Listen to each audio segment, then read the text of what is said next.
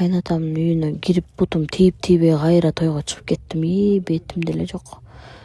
Бирок эми жарап кириш керек болуп калбадыбы. Аз барып кичине идиш-бишине кармалашып койсом экенби же ырдай элекпиз апа, той баштала элек демиш болуп, баары бүткөндөн кийин барып койсом бе. Уят го. Эмне болсо да дети ич агарым бүткөндөн кийин барып калсам экен. Ошо эмне той сонун болот эт, бирок достору азамат экен башында эле деп жарды кандай колдоп салышты, азамат экен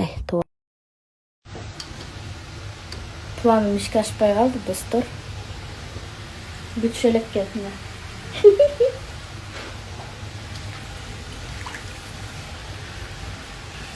Плов жазайм азыр.